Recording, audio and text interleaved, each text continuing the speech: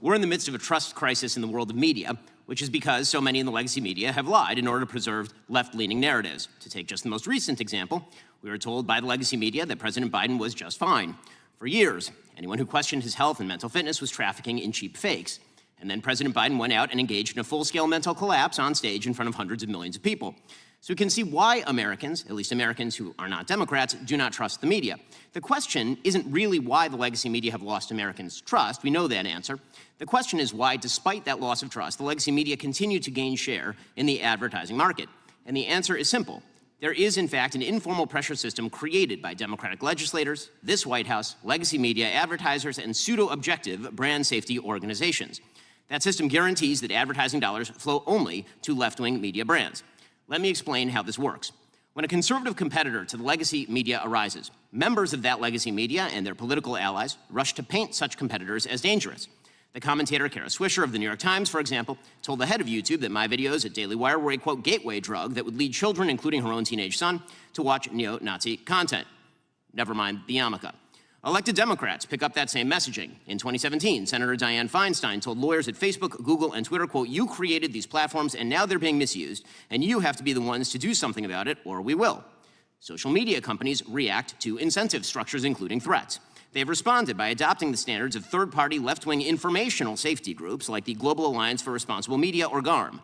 GARM purportedly sets brand safety standards, objective standards by which advertisers and platforms can supposedly determine just what sort of content ought to be deemed safe for advertising. In reality, GARM acts as a cartel. Its members account for 90% of ad spending in the United States, almost $1 trillion.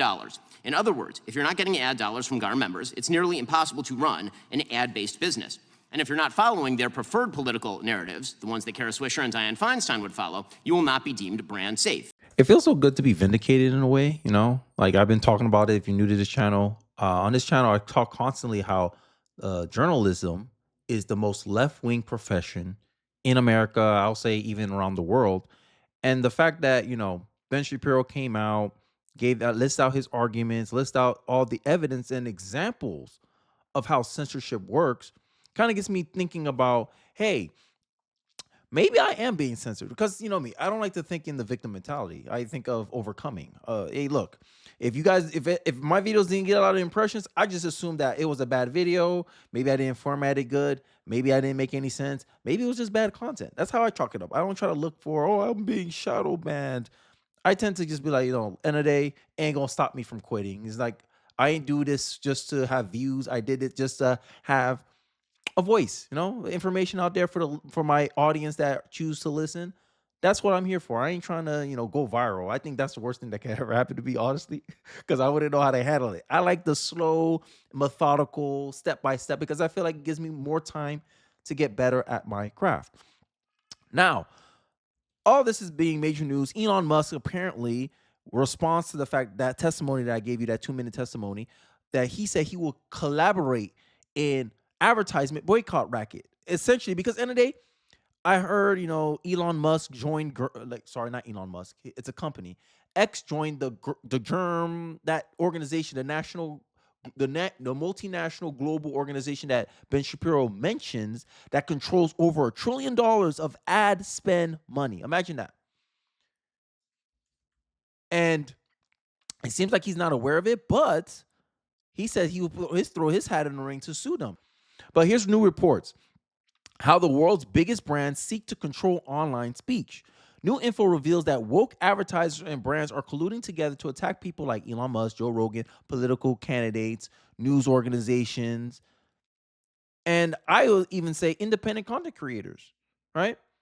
But I'm not, you know, end of the day, if I don't have no evidence of it, I'm not going to say it. But it gives me some relief that maybe it's just not me pushing out bad content, and the fact that people are mad that I mispronounce names. Maybe that's not the case. It's just I'm being censored. Maybe I'll go with that one for now.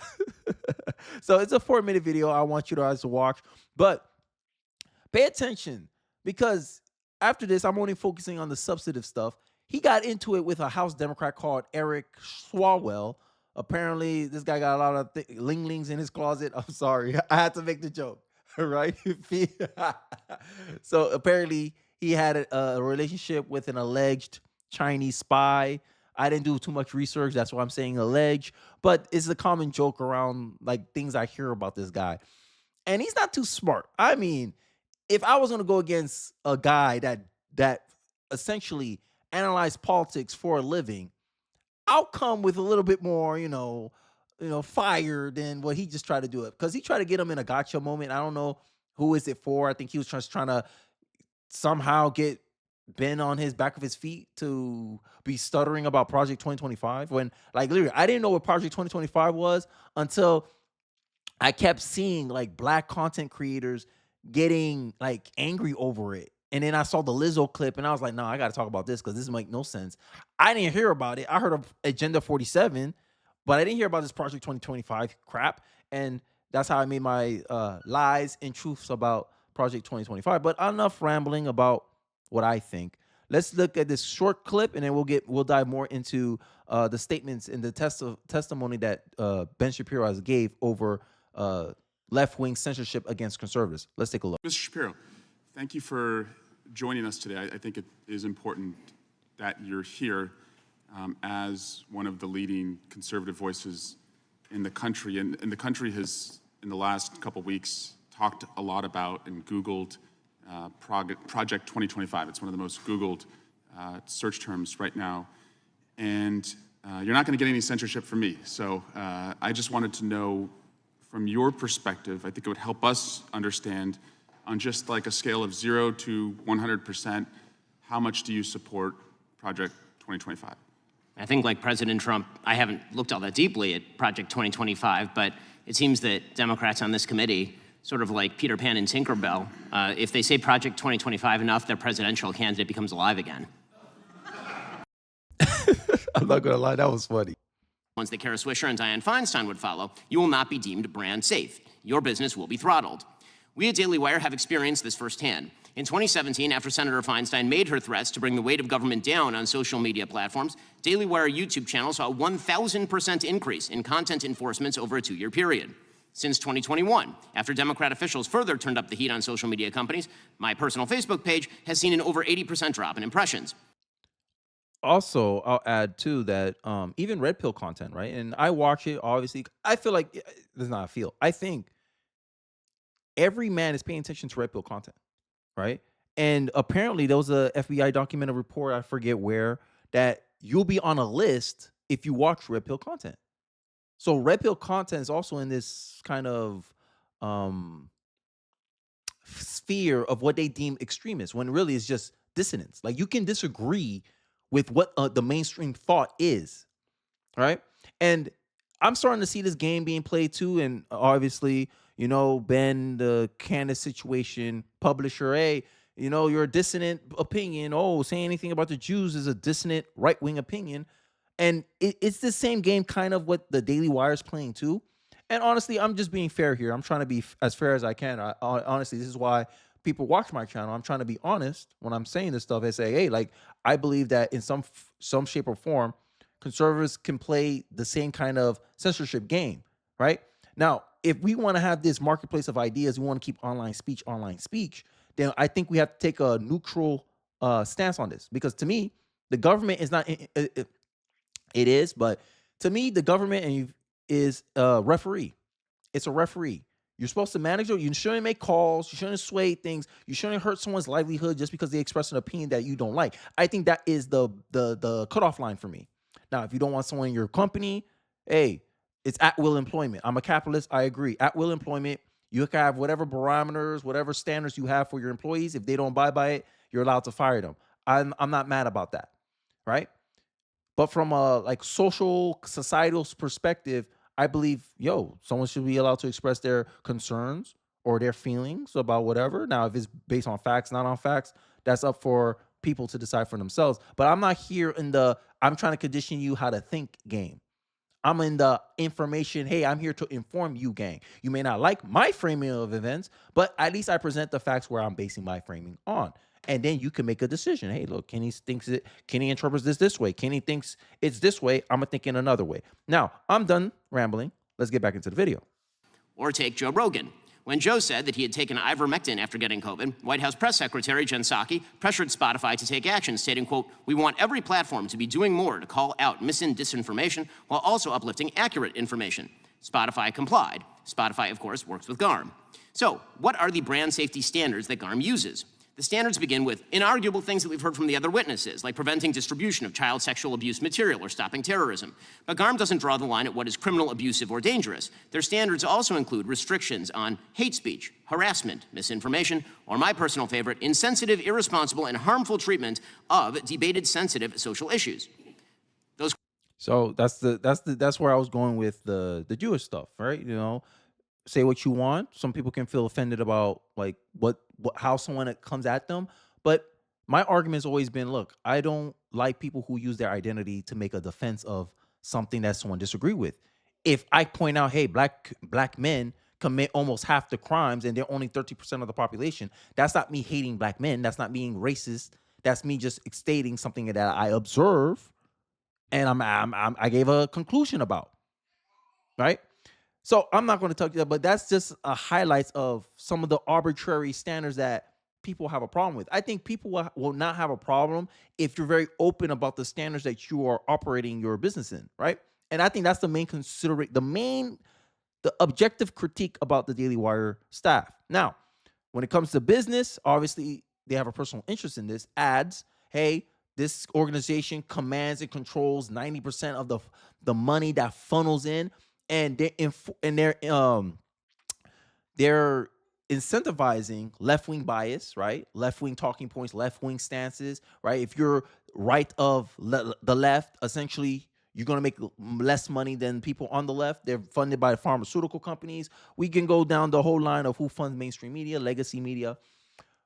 But the issue that I have is that you would deem someone as an extremist because of misinformation, disinformation, when recently, and I'm going to make a video on this probably tomorrow or whatever time I get around doing it, new studies came out about climate change that pretty much debunked this whole narrative about it being the hottest year ever last year. And I've been talking about this. If you've been following me for a while, I talk about climate change pretty decently on this channel and how I believe it's an exaggerated problem. And now I got studies and some facts to back it up. If you say anything like that, people will say, oh, you're spreading misinformation, disinformation. You're a science denier.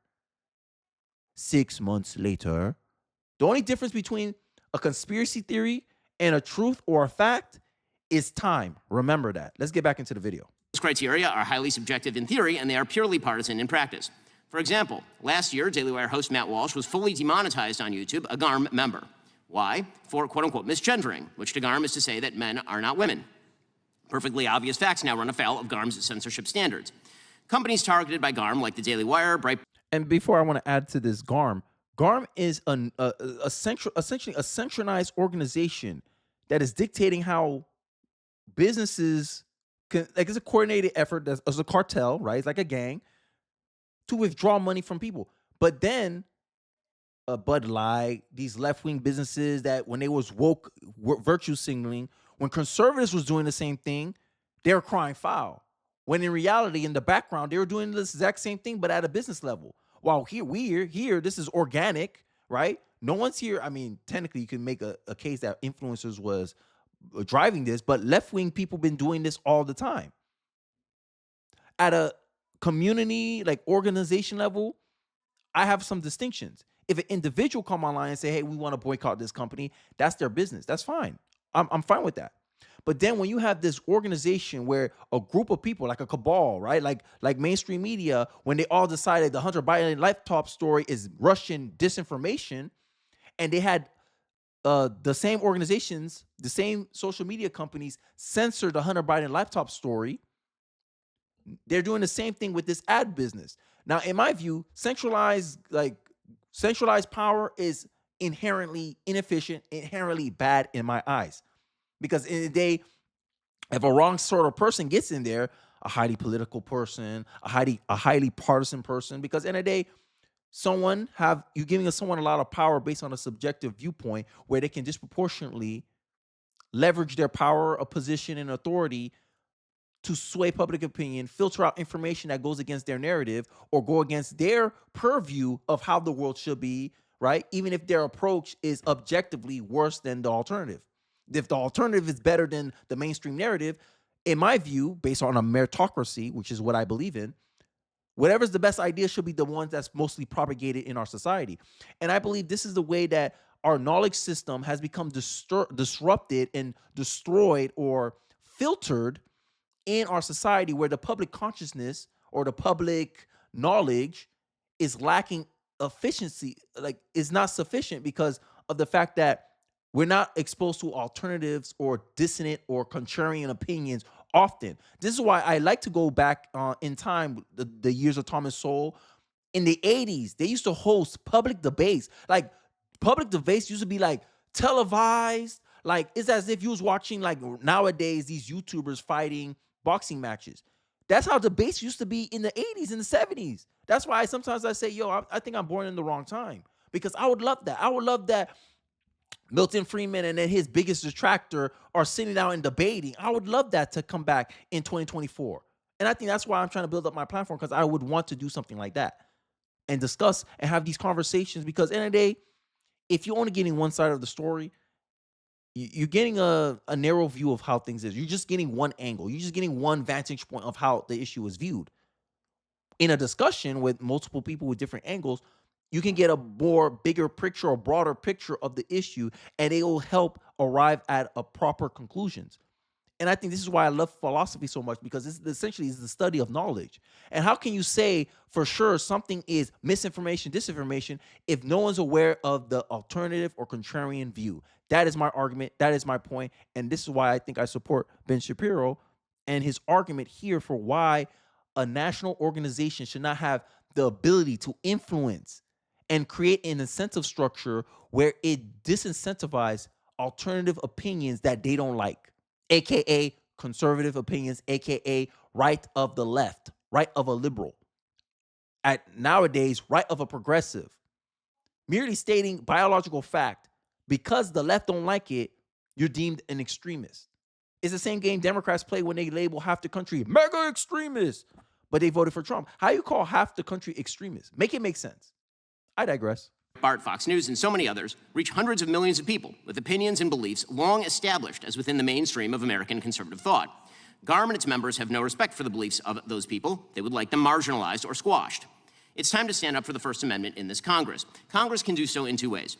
First, Congress must investigate the informal and perhaps formal arrangements between censorship cartels like GARM and executive branch agencies. The Daily Wire has already filed a federal lawsuit against the State Department for allegedly doing just this. Second, Congress can itself stop engaging in violation of free speech principles. 2 weeks ago, writing in dissent in Murphy versus Missouri, Justice Alito condemned what he called sophisticated and coercive government campaigns against free speech. Members of this committee have engaged in precisely such campaigns. When Congressman Schiff speaks about targeting social media companies that must be, quote, pulled and dragged into this era of corporate responsibility because they are too tolerant of misinformation, he knows what he is doing. Yes, misinformation. But my problem is like labeling stuff as disinformation, but you don't articulate specifics, how something is misinformation or disinformation, why is this idea is dangerous.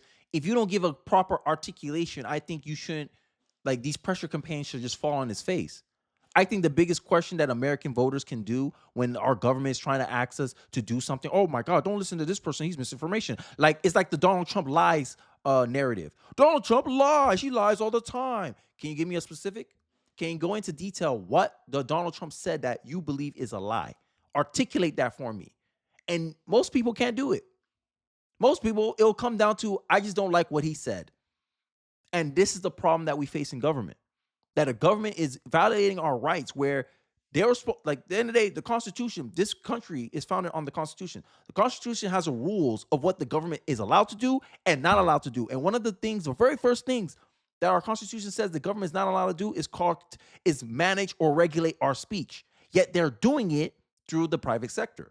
This is crony capitalism, right? They call it cronyism. I forgot what it was called, corporatism, which is a form of socialism, where the government regulates or dictates what businesses do in the private sector by creating incentive structures, right? And this is what I highlight. This is why I don't like government subsidies, because I believe it creates an incentive where the businesses will cater themselves more to the business than to its customers and people, because they know, hey, I can live forever with the government because, government don't never lose money. The government don't really have feelings as long as I don't go against the government. And this is what big tech censorship is all about. And this is why conservatives have a problem. This is why conservatives don't trust mainstream media at a large percentage. If you poll conservatives, Republicans, rank your trust in the mainstream media, 88 to 90% of them say they don't trust the mainstream media. If you ask independents, do you trust legacy media? Majority of independents do not trust mainstream media, around 60%. If you ask a Democrat if they trust mainstream media, 58% of Democrats believe they trust the mainstream media. And you see why. Democrats are less likely to listen to alternative viewpoints. They're less likely to associate with people who have contrarian opinions to their own. That means liberals usually hang around with other liberals. And they have the audacity to claim that conservatives are in an echo chamber. And this is why liberals don't like to debate. But I digress. He is participating in a sophisticated coercive campaign against free speech. When Congresswoman Jayapal blames social media for placing America at the, quote, precipice of a democratic crisis and calls on them to target they deem hate groups, she also knows what she is doing. She is participating in a sophisticated coercive campaign against free speech. When Congressman Hank Johnson says, quote, we need a constitutional amendment to allow the legislature to control the so-called free speech rights of corporations, he also knows what he is doing. And I will leave it at there, right? You're overstepping your bounds, government, right? You're operating outside your lane. You don't get to, based on your subjective opinion, manage what the people are allowed and not allowed to do. The whole point, in my view, this is how I see government. Government's the referee. You can't sit here and dictate, okay, LeBron James, you shot too many. You drive it in too much. It's unfair to the other guys. These are smaller guys. You're a 6'8", 250, a man of a freak of nature. You shouldn't be allowed to just drive in all the time. We'll limit you to only allowing you 3 drives per quarter. All the fans, us, will be mad. Hey, you can't just limit him just because you believe he has an unfair advantage. Everyone will call the ref crazy.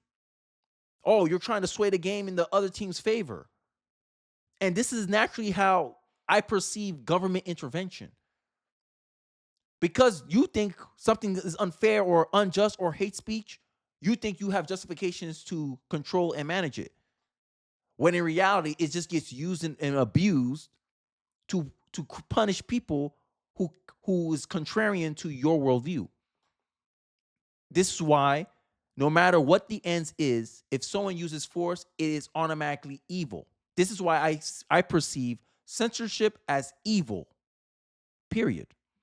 But let me know your thoughts in the comment section.